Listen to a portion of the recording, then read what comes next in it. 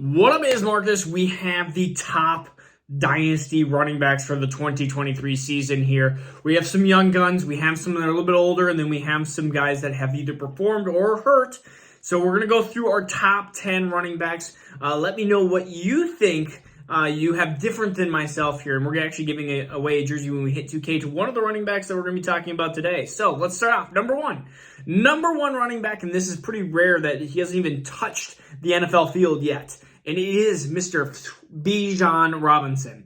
He is 20.9 years old. His birthday's on January 30th. Happy early birthday, Mr. Bijan Robinson. So he will turn 21 years young. He has everything that you could want for in a running back. We are talking about Saquon Barkley level of hype.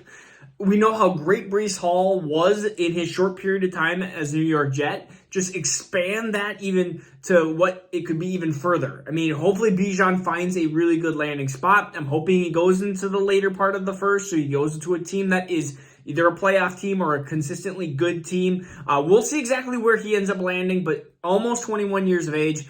Bijan is the closest thing to a sure thing that we have seen in a long time.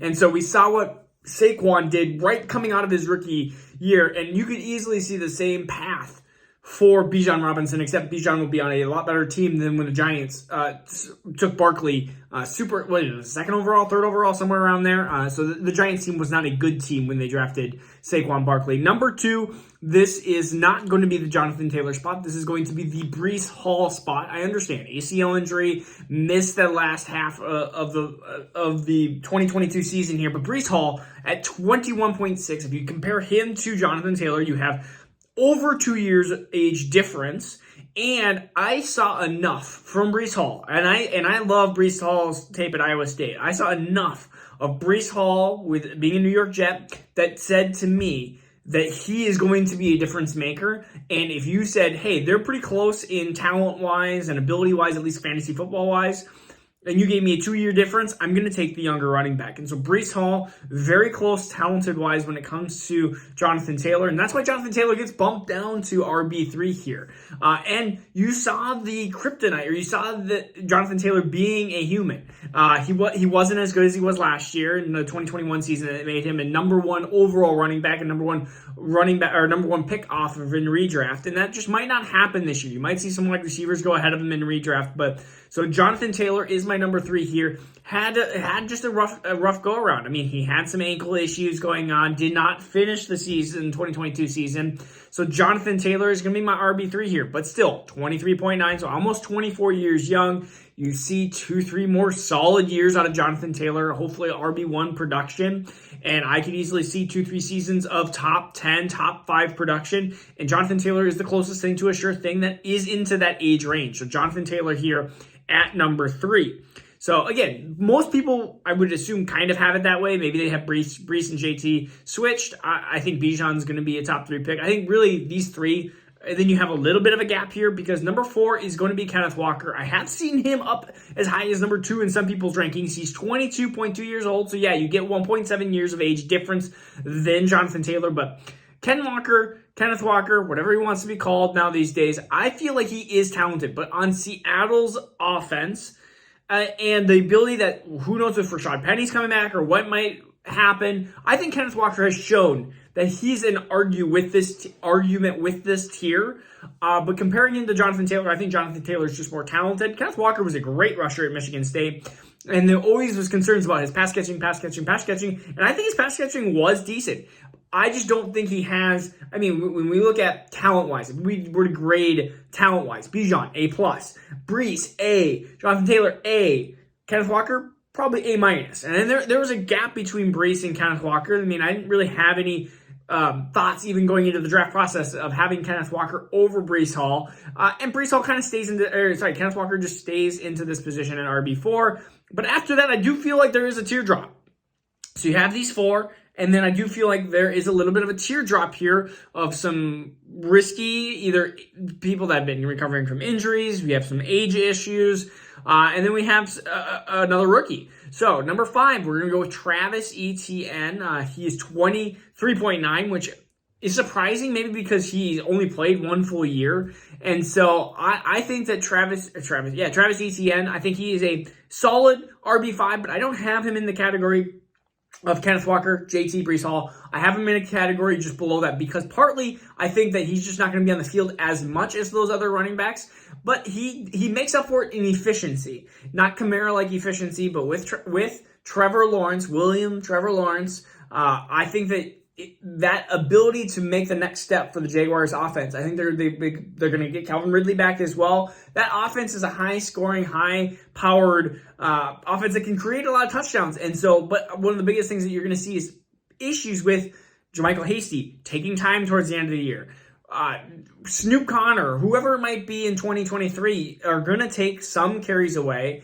And I don't think Travis Etienne is going to have the Austin Eckler-like touchdown rate. So you're going to have Travis Etienne be probably more into the DeAndre Swift but better category. So honestly, he's going to be into the RB 6 to 13 category. Not really a top 5 running back is where I see his limitations being. And at 23.9, this is where I have him. At number 6, Jamir Gibbs. Jamir Gibbs, 20.8. Again, excellent prospect. We talk about him being Kamara-like, and he could easily jump Etienne if he finds a really good landing spot. But Jamir Gibbs, just know, excellent speed, contact balance. You're looking at a player that is very similar to a Jamal Charles-esque type of player, and that Jamal Charles was very good for fantasy-wise. And so Jamir Gibbs right now is going to be kind of in the 6th spot. We haven't seen him touch the field yet, but that is where I have him currently. Number 7, Saquon Barkley. He is one of the oldest players on this list. 25.9, but he has had some injuries the last couple of years. He does not have the wear and tear of a 6-year-old. I think he'll have 2 really good years coming up here. I was definitely a Saquon owner and somebody that has wanted to go out and buy Saquon. So I think that Saquon is at this position. So if you're looking at getting Saquon, I mean, throw out a first of like pick 104, 105 in Superflex, and 106 in Superflex. I've seen these deals be done, and if you're a contender, then I am taking Saquon for the next couple of years and just riding him because I think that he is going to be an excellent excellent running back. And then Daniel Jones, that offense has just seemed to be well with Brian Daboll at the offensive basically mastermind of the New York Giants. And so number 8, this is where we get the DeAndre Swift pre-signed jersey when we hit 2,000 subscribers. DeAndre Swift is 23.9 years old, and he is one of the hardest players to judge because he has not had an RB1 season, and DeAndre Swift has the pest of Jamal Williams. When DeAndre Swift is healthy, if DeAndre Swift, you could guarantee me health, and then Jamal Williams is not an enormous pest. DeAndre Swift is one of the most talented and I believe most dynamic running backs in the entire league. That being said, he has Jamal Williams, who is a touchdown monster. We'll see if he stays with Detroit. And you have injuries. And so it makes me even worried to have him here at 8. I just know that the talent of DeAndre Swift is so tremendously high. His dead leg is ridiculous. He has great cutting ability, great pass catching. It's fragility. And it is Jamal Williams. If Jamal Williams is not returning, I mean, you could argue even DeAndre Swift above Barkley. You could have him even above Travis Etienne if Detroit doesn't produce another, or doesn't have a returning running back of like Jamal Williams or another veteran or anything like that. But we'll see. DeAndre Swift has to stay on the field, and right now he's at number 8 here. And before the season, he was like number 3, number 4. So he's been moving down. And definitely a risk because he just has not produced fantasy-wise as much as you have wanted to. And he's been only on the field 30-40% of snaps. Number 9, Christian McCaffrey, our oldest one, 26.4. I am looking at that 2-year gap, and I'm saying he's going to be really good for 2 years. That is it. But he's one of the best he's the best pass-catching running back. And yes, I know Austin Eckler is in the conversation too, but he's the most dynamic pass-catching running back, and they utilize him so well, whether it was in Carolina or now in San Francisco. You have to put him here over some of these young running backs that are recovering from injury. We have not talked about J.K. Dobbins. We have not talked about the running back that we're going to talk about, number 10 here, or Najee, or anything like that. But CMC, this is the spot where you have CMC here. I understand 26.4 is a huge concern, and that's why he's number 9. It's not why he's number 3 or number 4 in my rankings. I've seen him so high in other people's rankings, I just can't have him that high. Number 10 is Javonte, 22.7 years of age, had a significant knee injury. If this is just an ACL, I'm probably putting him at 7. he moves down because it's ACL plus. And that ACL plus just worries me for that 2023 season. We saw what happened with J.K. Dobbins. It took him a while to get back. Javonte could have the same road of recovery. And so this actually might not be a great time to necessarily buy Javonte. Javonte might be a buy midway through 2023 season because he could have a slow beginning of the 2023 season just because of the knee injury recovery. But I've seen enough of Javonte to say, yeah, he is it if he's healthy. And again, that's what the problem with running back position is. Half the running backs are usually unhealthy. Or not unhealthy. They're injured. It's not like they're eating bad or anything. They're just not healthy.